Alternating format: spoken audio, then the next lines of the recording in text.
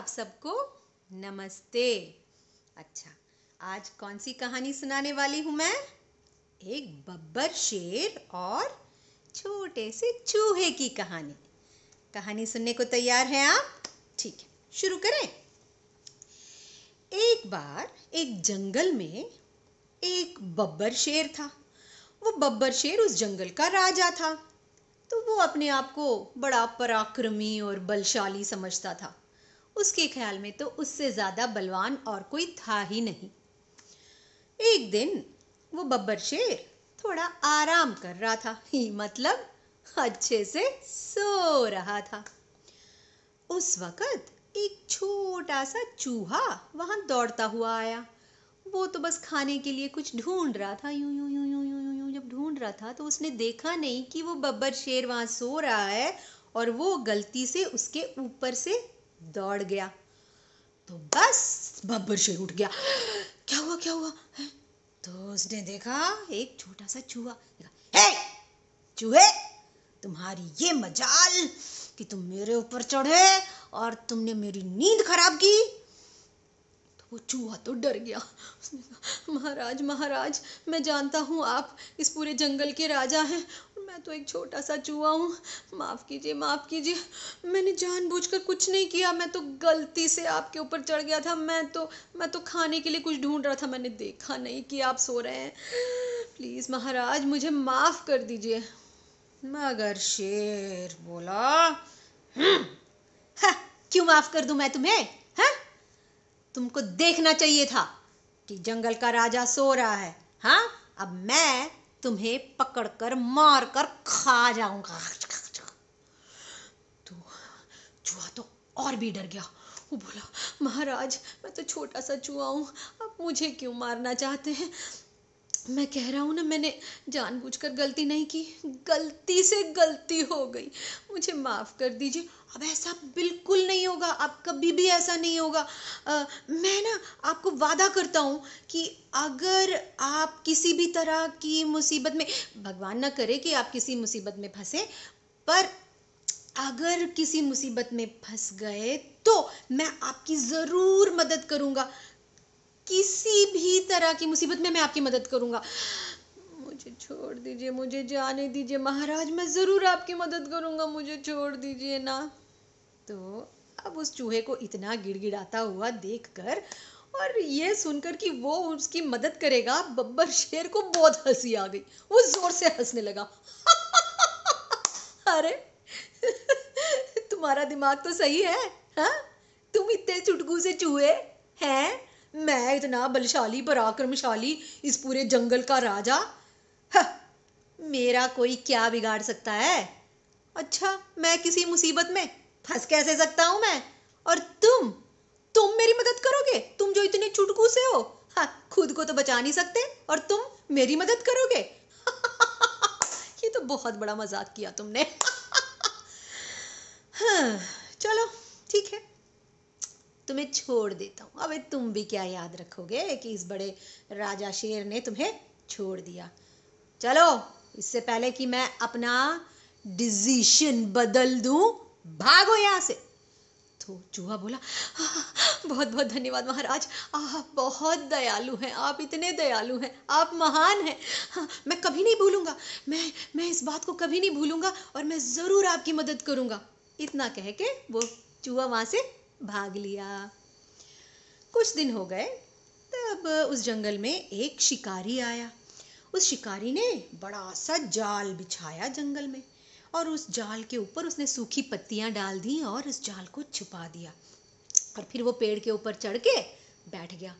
इंतजार कर रहा है अभी कोई जानवर आएगा और उस मेरे जाल में फंसेगा। मगर कोई जानवर आया ही नहीं।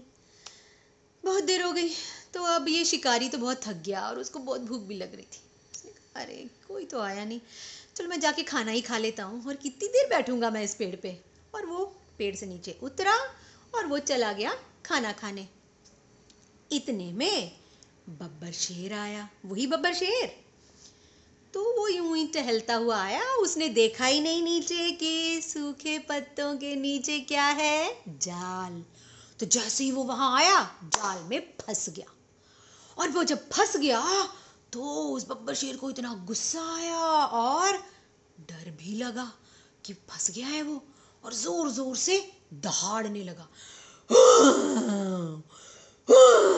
करके दहाड़ने लगा। उसके दहाड़ की आवाज किसने सुनी?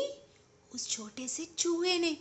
जैसे उसने वो आवाज सुनी उसने कहा, अरे लगता है हमारे जंगल का राजा किसी मुसीबत में पड़ गया है, क्योंकि इतनी जोर जोर से दहाड़ रहा है। तो वो दौड़ता हुआ आया और उसने देखा, हाँ बब्बर शेर तो मुसीबत में फंस गया था। कौन सी मुसीबत?